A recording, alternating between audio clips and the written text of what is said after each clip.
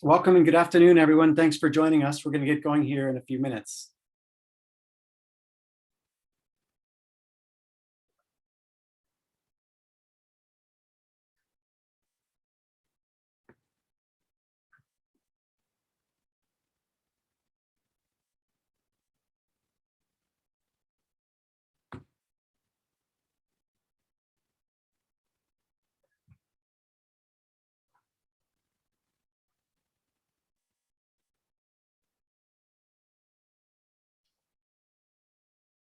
Thanks for joining us this afternoon. My name is Ben Packard, and I serve as the Executive Director of Earth Lab, and we're going to get going here in just a few minutes. We're waiting for a few more to join us. Please feel free to introduce yourselves in the chat.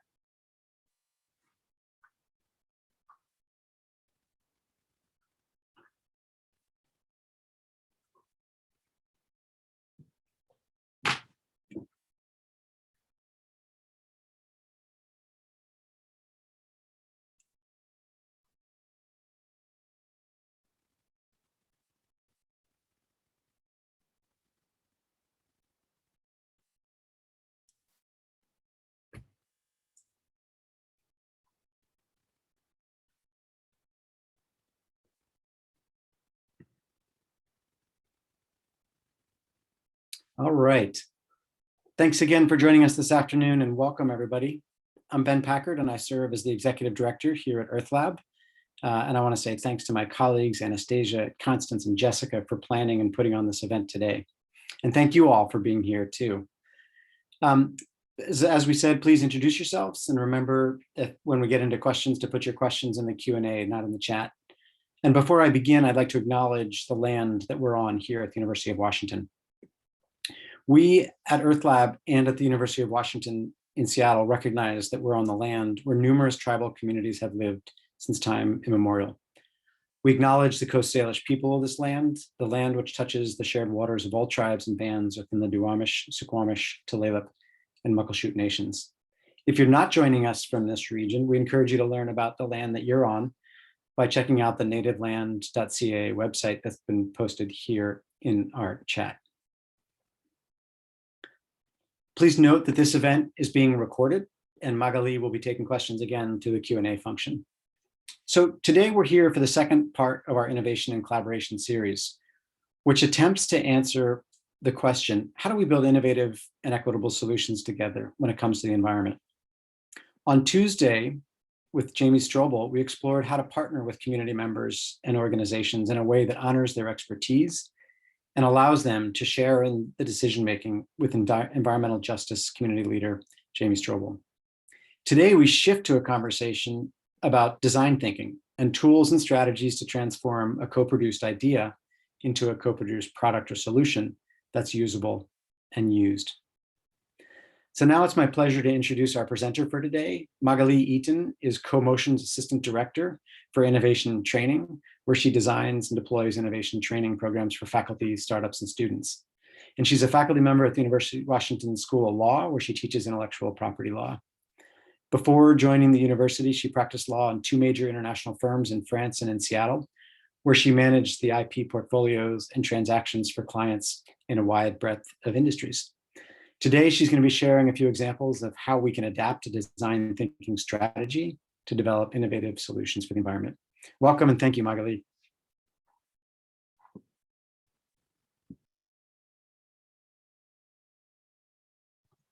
Thank you. Kept moving. I could not unmute myself. Hi, everyone, and welcome. And thank you for having me today. I will share my screen. And I am really glad to see people coming in from a whole bunch of places, from across campus and the community. There we go. So welcome. I work for the University of Washington CoMotion. That is my main function today here. I will start by saying that I will be using this tool called Poll Everywhere. And so if you haven't introduced yourself in the chat, or if you haven't used Poll Everywhere and you'd like to participate, I'd love to hear where you're from on campus.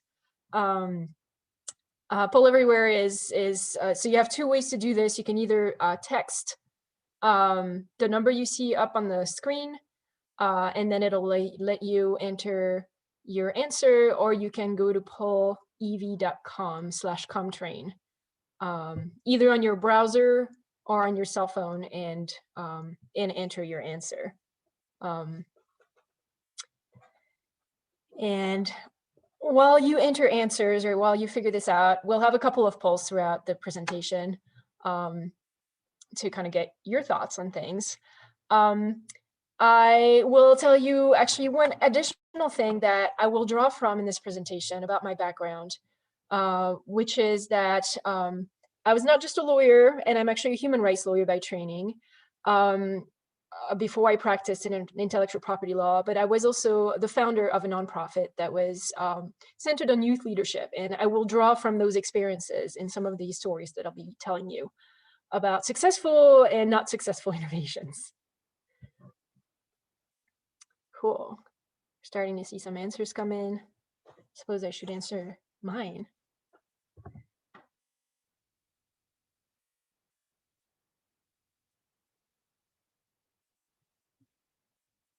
Looks like a number of you are from Environment Information School. Cool.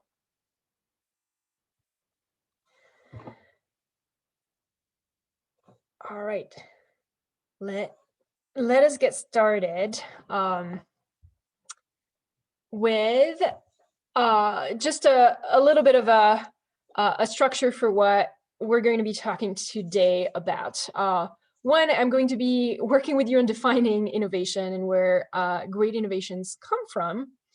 Then we're going to turn to introducing this concept called design thinking. And the little bit I've seen in Poll Everywhere means that some of you might have heard of design thinking, some of you might not have heard of design thinking.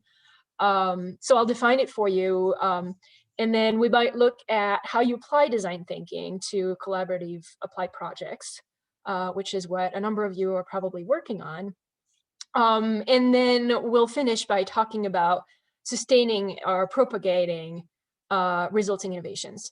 I do encourage you at any point to put any questions you might have in the chat. The team will let me know if there are some questions that are relevant, and we'll take questions and answers also at the end. So feel free to put in any question you might have about what I'm talking about.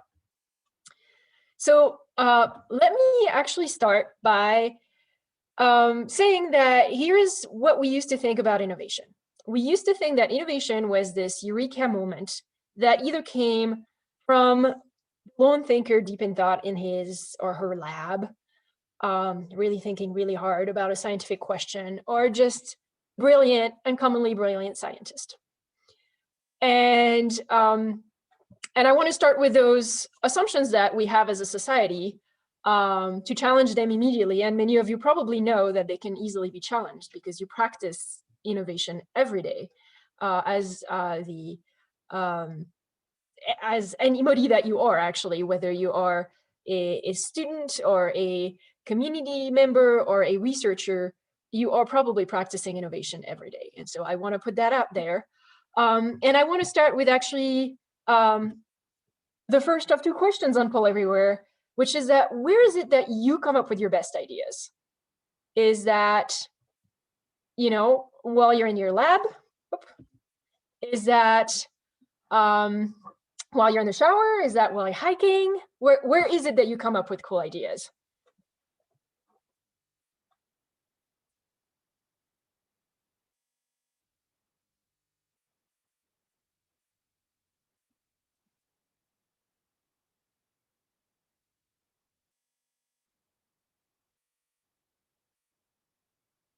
Nice.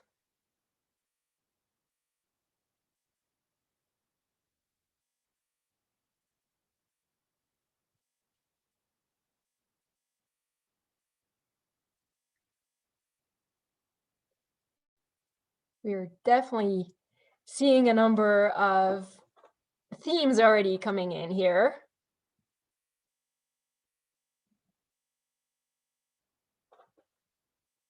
All right. Now, if we think about what we're seeing here, we're seeing a lot of activities that we do that are completely unrelated to work.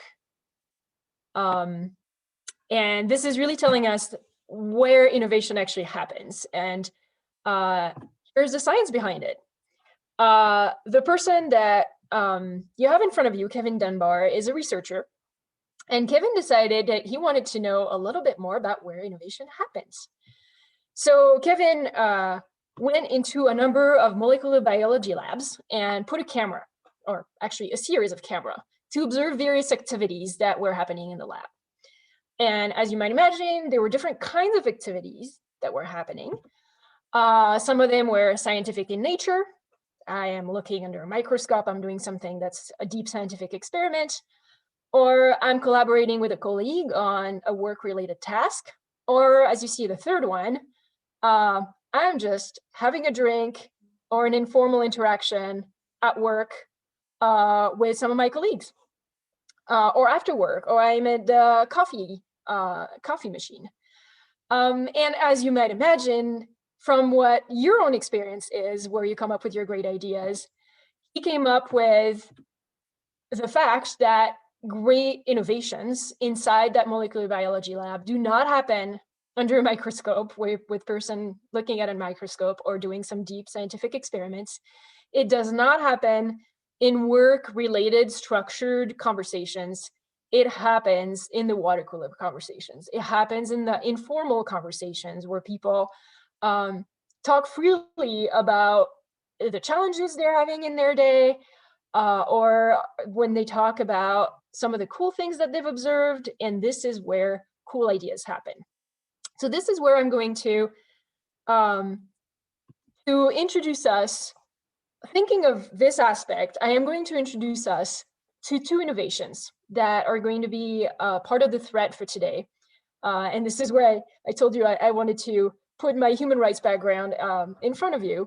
The innovation you have on the left was very successful. The innovation on the right wasn't. And so here what the innovations were. On the left side, PATH, that you might know, is a local nonprofit organization from the state of Washington, from Seattle. And they do a lot of public health research. And so one of the projects that they undertook, and they actually started in the 90s, so it's been a long time, they realized that in a particular part of the world, and I can't remember if it was Bangladesh or India for this particular part of the project, but they realized that there was huge infant mortality in that particular part of the world, way more than in the surrounding areas in the same country. And so there was something that was happening during childbirth or right after childbirth that made all these children die, and nobody knew why, and nobody knew how to solve that problem. So they went in and they worked with the community, and the resulting innovation was the birth kit that you have in front of you, which was widely adopted by the community, is widely used in that community, and has since then been scaled to being used in other communities across the world. On the right-hand side, you have an innovation that came from a group of teenagers who went to a village in a particular country in Africa. And this group of teenagers were from Europe. So they arrive in this village, and they stay with the people in the village for a while. And so they build some relationships. And then they realize that the women from the village have to walk 5 miles to the first water source to get their water for the day. And they feel bad. They're like, this is really far away. This doesn't sound right. Turns out one of the youth, they were actually a little older than teenagers. They were young adults. One of them was an engineer, and decided to help that village by building a water pump closer to the village. And so that water pump was built, and it was never used. Now, I'm not immediately going to tell you why, but I am going to tell you kind of generally why, and then I will give you the answer as to why one was very successful and the other wasn't. And you probably will have 1,000 guesses as to why one was successful and the other wasn't. And all of this revolves around what Jamie talked about on Tuesday around building partnerships. And I think a lot of what I'm going to be telling you today is very much linked to this idea of building partnerships. I am just coming at it from a slightly different angle, which is the angle of solution building and innovation. And essentially, all comes down to the fact that both of those innovations were built with the participation of the community, but one of them really was able to leverage the process of innovation and the partnership with the community, whereas the other one, they did not go quite deep enough into the motivations of the community they were working with to function the way that they did. And it all comes down to the fact that innovation is not about the result as much as it is about the process.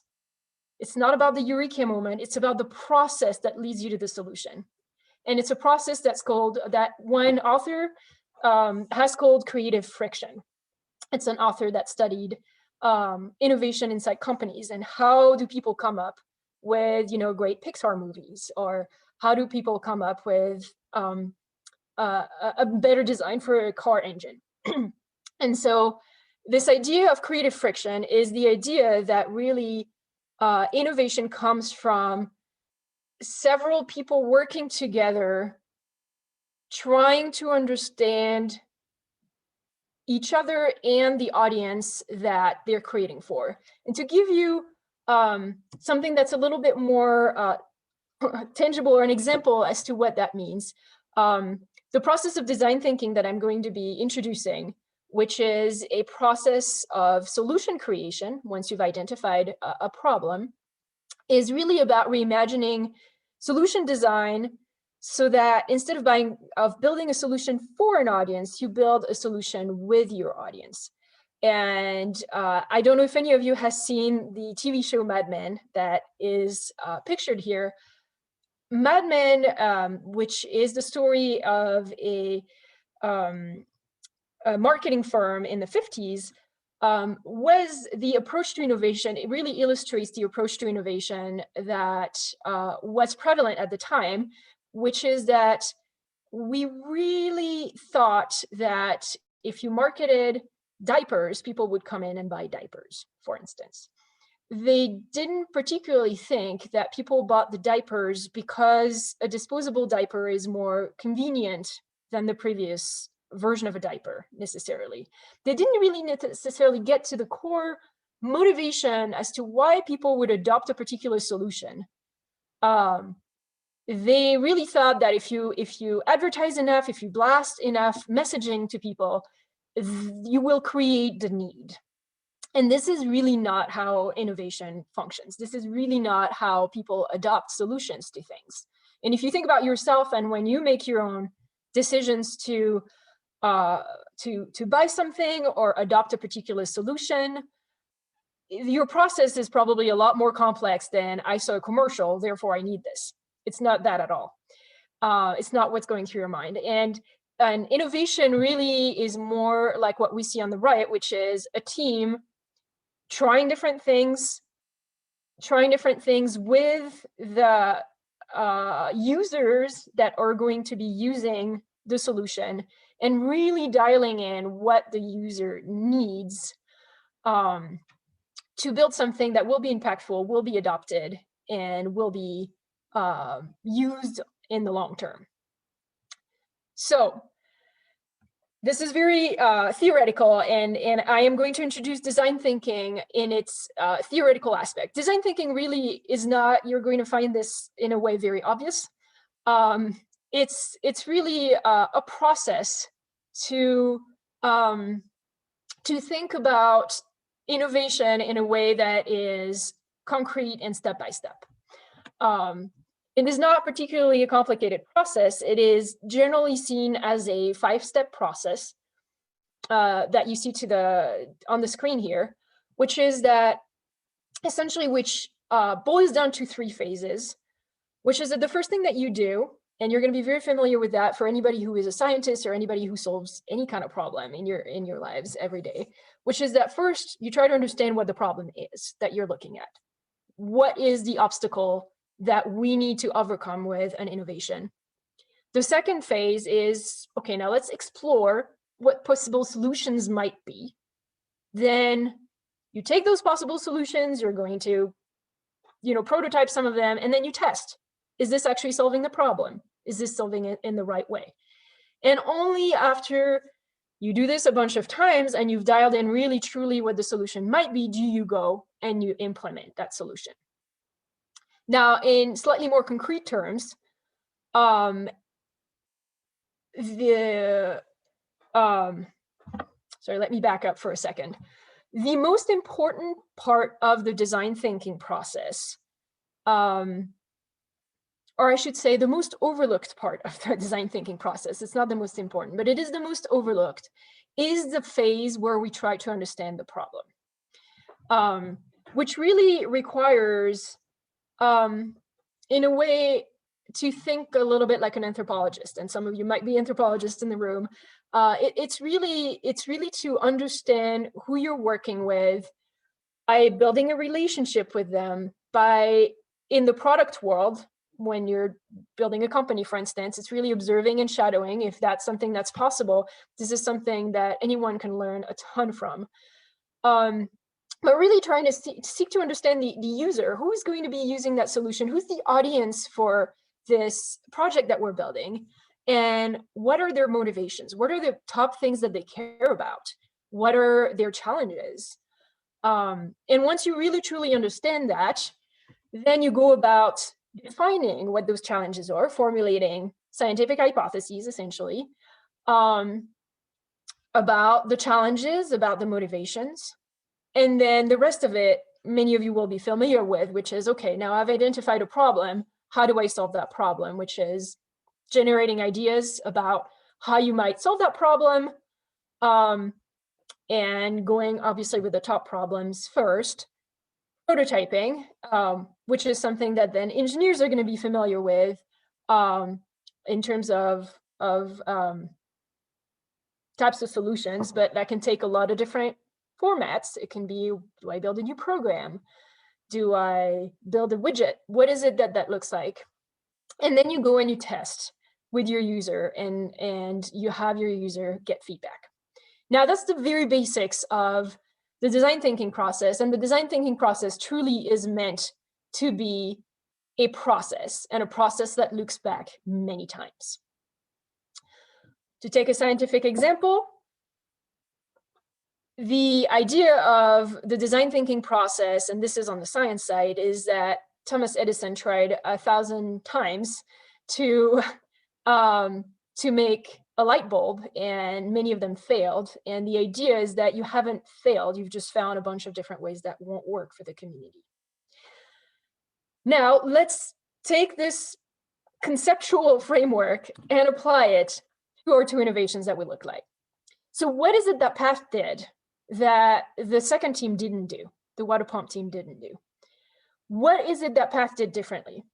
Well, PATH took more time than the water pump team to really truly understand the community they're working with. And how you do this is really where Jamie had a very powerful talk on Tuesday. But they really took the time to understand how this community functioned, and they discovered truly where the roadblocks were and what was important for the community. So here's what was happening in childbirth. What was happening in childbirth is that the baby would be born, and then it was customary in that particular community to cut the umbilical cord, to take a coin, because it had a picture of a person that was very symbolic for this community, and so to put the effigy of that person on the umbilical cord, as the umbilical cord just after it was cut, as a way to give a blessing essentially to that new baby. Now, many of you will have thought immediately, oh, this is where the problem is from, right? A coin is probably one of the most filthy things we could touch. And so being very filthy, it explained the high rate of infections and subsequent mortalities in children. Now, understanding that and understanding that this coin ceremony was particularly important for this community, PATH designed a birth kit that didn't just have something to cut an umbilical cord. It didn't just have something to tie it together, which was useful, but it has, you can see on the picture, it has this coin here. It has this coin because that is really truly what drove the adoption of the birth kit more than any of the other devices in it. And that deep understanding of the community is what allowed this innovation to be successful. What happened with the water pump innovation that the team missed is that, yes, it is far to walk for 5 miles to go get 1 day's supply of water. But what they missed is that the women who go together to get the water go together, and it is the only time in the day in that village that they have for themselves as women to socialize amongst themselves, to not have to worry about watching the kids, to not have to worry about the rest of the village inhabitants. And for those women, that social relationship was more important than the distance that there was to the water. In fact, the distance to the water enabled that social relationship, which is why that water pump was never used. And all of this came from the capacity of the teams to develop this deep understanding of the people that they were working with and that they were trying to design a solution for. Now, I was trying to distill down, sorry, let me back up. First, let me actually ask you a question. How frequent do you think the water pump mistake is made? Because that can look like, you know, an extreme example. Oh shoot, they really didn't understand the community. Putting it in the startup world, I would love get your guesses. How often do you think startups mess this one up? How often do you think startups miss the mark? Whoop. Oh, I might have given you the answer.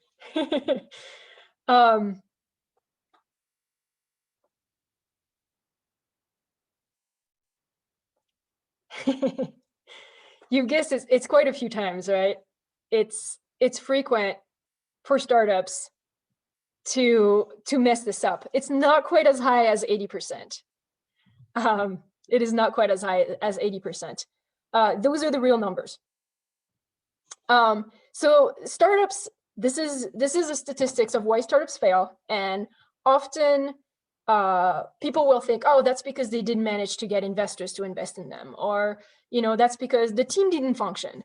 And all of those, as you can see on this graph, are some of the top reasons where startups fail. But the number one reason why they fail is because they do not go deep enough in why it is that the problem, like what the problem actually is and what is truly important for the people they're trying to serve.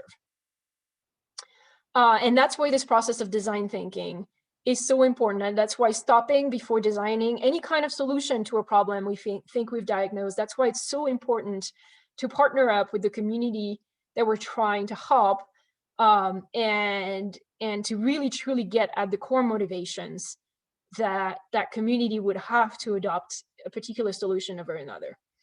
And I was trying to distill down into the 2 principles of what the innovation process is once we start designing an actual solution to an issue that we'd have identified.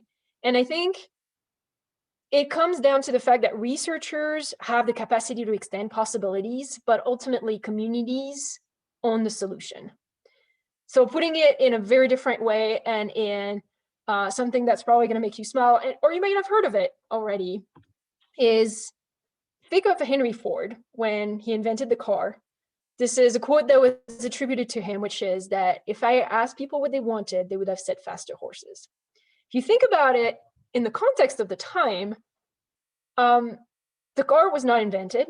Machines were used for something very different. People would not have been able to envision a car as a possible solution to slow travel. And really, truly, what Henry Ford could bring was this notion of, here are all the scientific possibilities we have. And this is where I'm thinking that really the true value add of academia in a partnership with a community is this capacity to expand possibilities because of all of the scientific research and all the body of knowledge that's been developed in academia to try to think about possible solutions to an issue. But ultimately, the community owns the solution. And so ultimately, the community is a full partner in building that solution. And that's why design thinking was invented. It was actually invented by a design firm who designs products, like, you know, a pen or something like that are really for commercial use. And they realized that if they truly designed with their users, then the users would adopt the solution a lot better. And this translates in every aspect of innovation. Now, let me see. Now I'm going to go a little fast on the next parts, which is that really practicing design thinking is about asking good questions to get at the core of what people's motivations are. And the idea is that people's motivations are several folds. It has to do with what it is that I have to accomplish today. What is it that I need to be doing? What is pressing to me? What are some of the problems or issues that I'm encountering in trying to accomplish those tasks? And what are some things that I'm expecting? What are some desires that I have in what it is that I'm trying to do? And to put it in context, if we think about our path example and our birth kit, the job of midwives, it is to deliver healthy babies, for instance. Their difficulties is that there's a bunch of infections, and part of it could come from a difficulty sanitizing utensils. Some of the things are, not easy access to healthcare. And then some gains are, it's actually really important to do this coin ceremony. It's really important to keep, to bring the community together for birth. This is something we've done forever. This is something that's really important for our community. And so from those jobs, pains, and gains, from those different aspects of what people care about, essentially, think of it this way, you can then design a solution that's at the intersection of all of it. And that's what is the core of this. But if some of you are interested in this, we can go deeper at a later time with some of you. And here are some examples of questions that really elicit deeper conversations. Now, I want to, actually, I'm going fast because I want to address some of the questions that were asked on Tuesday, actually, at Jamie. And I want to introduce CoMotion and what the role is of my office in this whole innovation ecosystem. And having seen some of the research and solution building that comes out of Earth Lab, there's a little bit of everything, right? From some of you doing, or some of the projects being fundamental research, some of the projects being very much more concrete and solution oriented to a very concrete question. And so CoMotion really sits at the point where a researcher has come up with what they think might be a good solution or what they think is a pressing problem that a solution needs to be built for. And it really helps and supports the solution building for actually something that is sustained and for some of those solutions scaled. Here is the mission of CoMotion, to give you a context that's a little deeper, which is that we partner by providing some tools, and so some of it has to do with training, connections, and then I'll call that business acumen to really help connect researchers with resources to transform those ideas that they have for those innovations into economic and societal impact. And so here I will define innovation by giving you some examples of some of the innovations that come through us, because being the technology transfer office and being the innovation office, there is a reflex, I think, from many people. I come from the law school, so I know that my colleagues at the law school don't necessarily think of themselves as innovators. And innovation comes in so many different shapes. In front of you, you have a amazing project from the School of Social Work that has to do with suicide prevention. And the team who built the program around this is also trying to expand this program onto other campuses, because there is demand, there is a need for this. And now they've built this for UW. They thought that, now is a good time to try to think about, how do I bring this to other campuses? And CoMotion is helping with this expansion. It's helping them with ways to build this out. It's giving some legal instruments to them to help expand this and give it to others. So that's one type of innovation. There's another type of innovation that might be slightly closer to what you would be doing, which is another researcher at UW who translated all the pesticide labels into Spanish. And through the help of CoMotion, this Spanish translation was was formed into an app, because herself, she's not the person coding an app or being able to put it out there, so that it is available to farm workers who are in a large proportion Spanish speaking, so they can have access to something in their native language that they can truly understand, and so they can keep themselves safe. So as you might imagine, for solutions like this that are not, I invented this widget, there's a lot of different paths actually to take innovations out of UW. And here are some of the most common paths that researchers choose to take as they take projects and bring them into the community.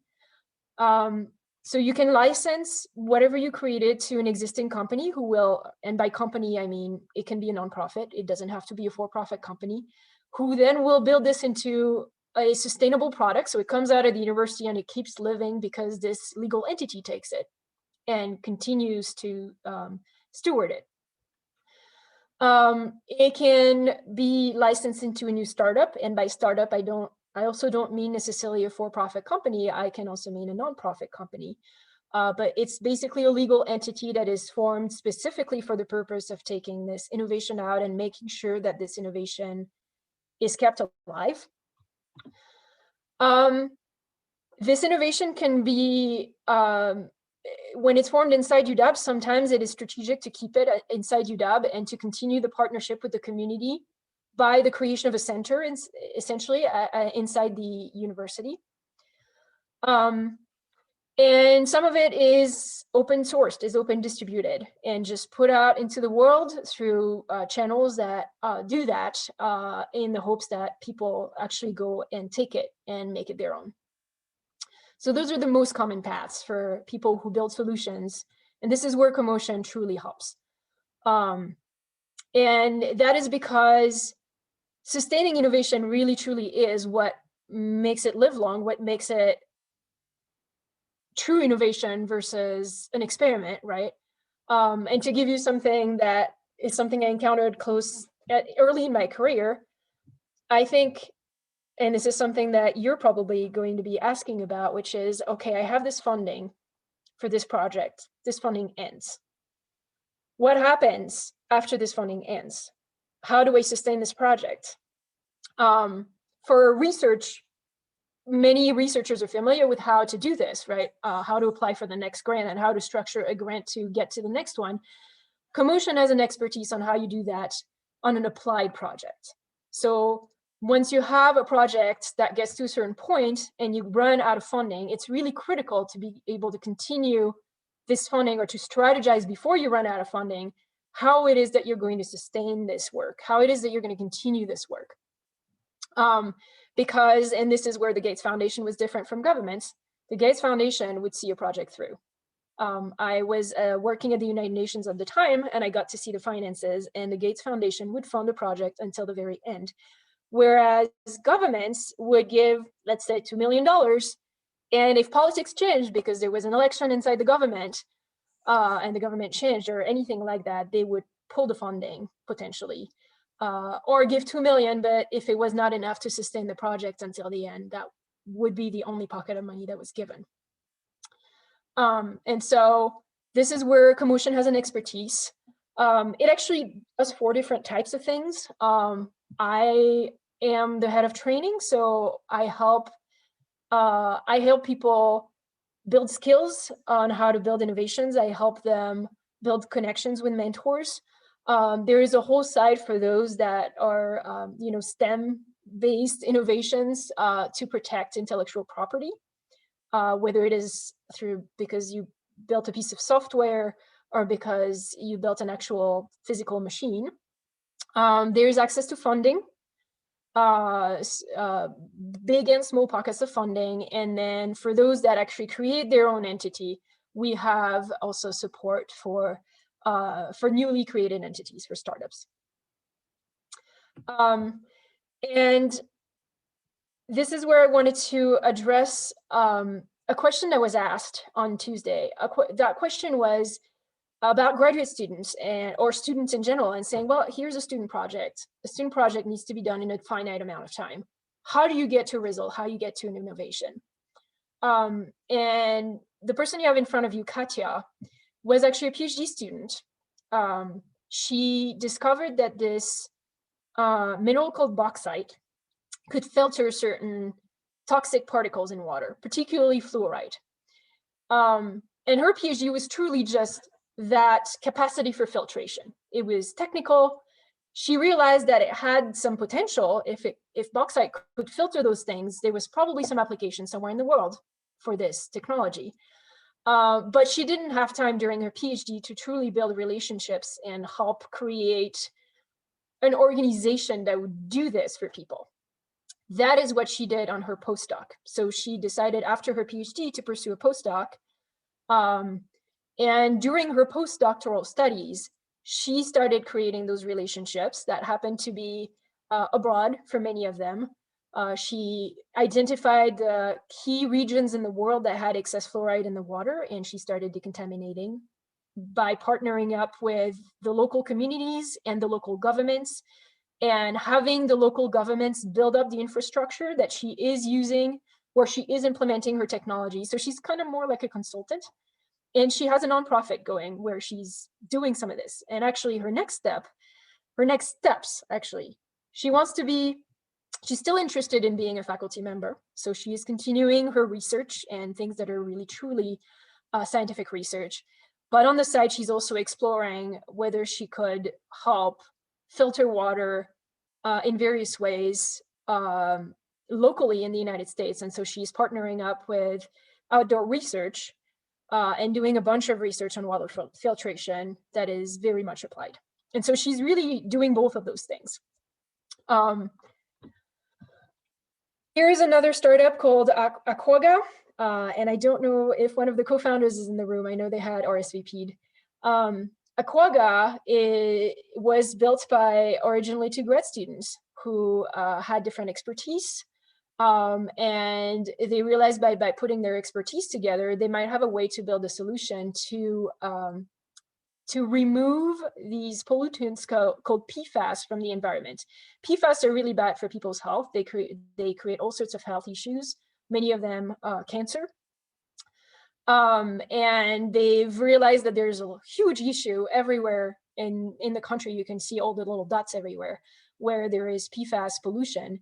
And from their different skill sets, they got together and decided that they were going to help decontaminate the environment. And they have done a fantastic job pairing up and helping build this company that they are currently building.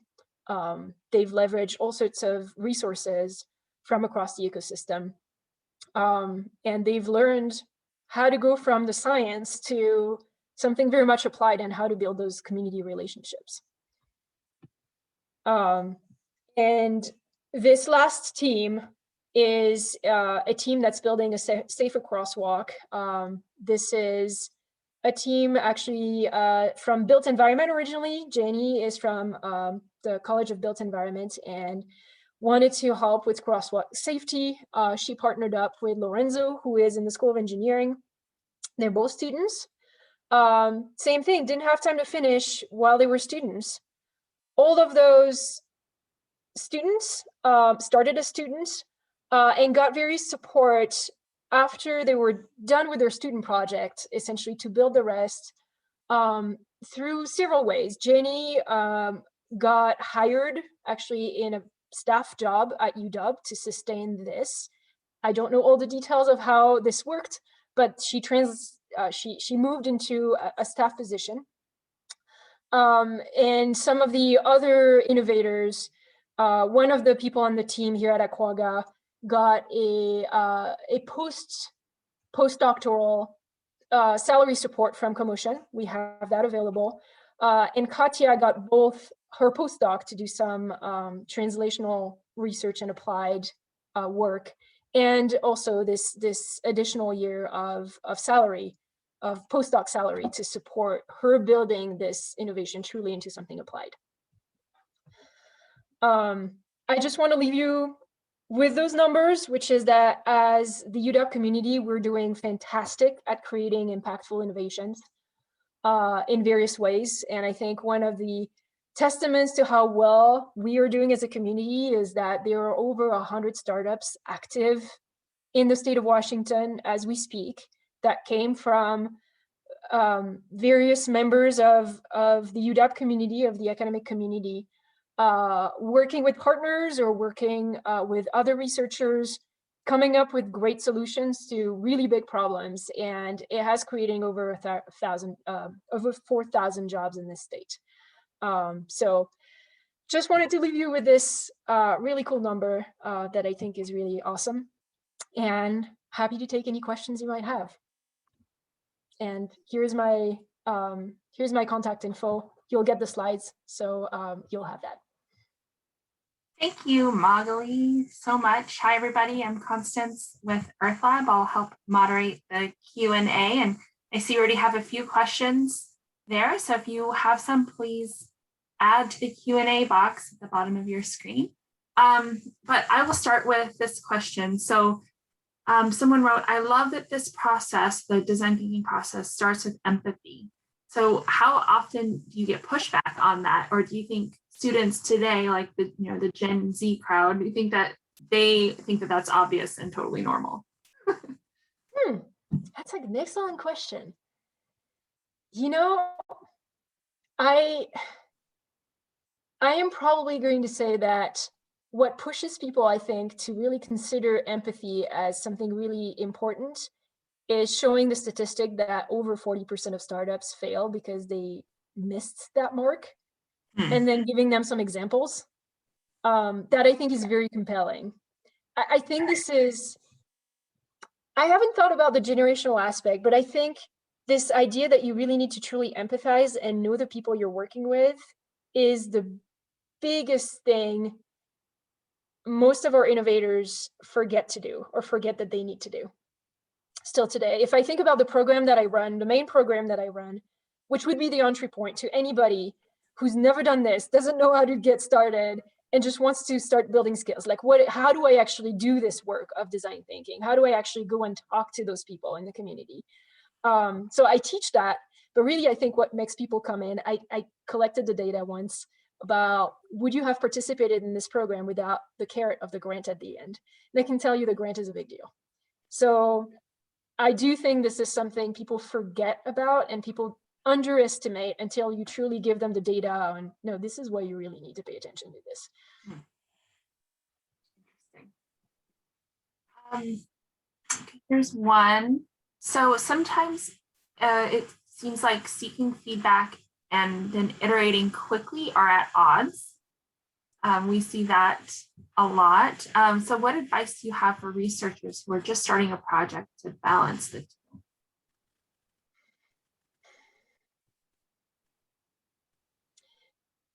Oh, that's an excellent question. That depends what you call seeking feedback. Because one of the things that I found really compelling in what Jamie said Tuesday was really this idea of truly partnering up. Like in the nature of the projects that come through Earth Lab, there's really this notion of partnering up with whoever you're trying to serve. And to that extent, the feedback should be almost integrated in the team in a way to that extent, because it's a constant dialogue. And so it's the quick iteration and the feedback, they go together. If I think about my own process, I create programs for a living these days. If I think about my own creation process, I seek feedback at the same time as I design. And so, because I am in contact, like the latest projects that I have is building this new program that will help people post my current program, really create connections in the ecosystem. So I'm trying to network them in with, investors and with mentors that can really bring value to them. And I'm, focusing on people that statistically have less of a network. And so women and innovators from underrepresented communities. I'm working with them. I'm talking to them every day. I'm talking to the teams every day that would be the beneficiaries of this. And I was very transparent saying, I'm thinking of doing that for you guys because I see the statistic. And so statistically, it would help you, but help me understand what your top needs are. What are your top questions right now so that I can integrate that into my design? And so I don't know what's meant by seeking feedback and iteration, but I would say that this is a process that's happening to me in a popcorn fashion, right? It's popping one way, popping the other, and it's constantly going back and forth rather than here's this whole thing, give me your feedback, now I iterate. And so it's going to take me a while to do that. And the idea of design thinking and the quick iteration truly is what Jamie's getting at of building this relationship and this partnership. And I don't know if that answered your question. If it didn't, feel free to give me a little more cues as to what you're getting at, because we might have a very different way of functioning since I'm not doing research these days. I'm really practically oriented. Awesome. Constance, can I jump in for a second? Of course. Just about, I think that question was great because I wonder if that question and that tension about iterating and sorry, what was the trade-off? Iterating and feedback. Excuse me? Feedback. Is that sometimes researchers think there's a single answer. Maybe that a grantor or a funder sort of they presented that they were going to do one thing, and if they get feedback that it's actually not that thing, that they don't have the chance to deviate from what they said they would originally do. Whereas in a startup mindset, there's 10,000 things that you might not do to get to the one that works per your Edison analog. I don't know, it just occurred to me that sometimes in our environmental problem solving, we might think about there's one solution and if we don't get it, we failed. Whereas in an abundance mindset or a abundance of possibilities mindset, it might be different. I don't know. I'm putting words in the mouth of whoever asked that question, but it's a tension that I think is very real about solving environmental issues because there's so much at stake. Well, and this is where empathy, I think, comes in. If that's what the person's getting at, then this is really where empathy comes in so strongly. I hate one of the slides, which was the actual innovation process, which is, okay, you're asking some questions, you're observing some things, you're experimenting with some things, you're talking to people, and then there's this thing that happens, which is actually a cognitive ability. Your brain associates. That's what we call the eureka moment, right? But for your brain to do this association and this eureka, I found the solution, you have to do all of these, you have to exhibit all of these behaviors. And networking being a very important part, especially if you're working in a partnership with a community. You're not designing for yourself. So you truly need to spend this time empathizing, you understanding the community understanding what it is you're trying to accomplish, dialing down what the problem even is, so that you can come up with that solution. This like, oh, okay, now I've gotten it. And really, this is what we tell startups. I tell my startups, don't build a prototype. You don't know what the prototype isn't going to be. You don't even know who you're talking to yet. Especially because in the university sector, you're going to be like, I came up with this great widget that does this. And you're like, okay, does somebody want this thing? is somebody even interested in this thing? Now go explore the somebodies. Once you found the people who might have a problem that your thing might be able to solve, then it'll be a different story. And actually, we have a great startup called Membryon that came out of UW. The first time I met the founder, he thought he was going to improve car batteries because he invented this membrane that has this particular filtration capacity. And he thought he was just going to improve the efficiency of batteries. Well, the second time I met him, he was like, no, actually, I'm going to filter water better. Okay. And today in COVID times, he's actually doing filtration for masks. Because if you think about it, something that filtrates can be used for so many different things. It's a zillion things. I love that. And so if you think about research versus something applied, whatever it is you're doing can be used in so many different ways, probably to help so many people. So understanding the people you're helping is critical to modifying what it is you're working on to make it actually fit what they need. Exactly. And so, yeah, I don't think there's only one solution. And I think empathy is really critical there. Yeah, just your COVID example, all of these different brands switched to building masks and sending them instead of, they're making purses or whatever. And like, this is what we're all doing now and sending them out because this is the need. That was cool. Yep. We have just 2 minutes left. I have one more question. So how many students are coming to CoMotion now with like environmental or climate ideas or solutions compared to before? Have you seen an increase? It is, I'd say it's the second major area, what I'll call the environment/clean technology, energy type of sector. I'm trying to help do something in a cleaner way or more safely or more efficiently. After medical innovations, that's the second one in my program. And so I probably train a good 15 teams who are kind of generally in that field every year out of the 90 that I train. All right. Well, we're at time. We're at the bottom of the hour. I want to thank you, Magali, so much for your time today. And everybody, we're going to share the recording and a list of resources to everybody who RSVP'd. So thank you so much. Thank you, Magali. And thank you all for joining us. And thanks, Constance. Absolutely. Have a great day.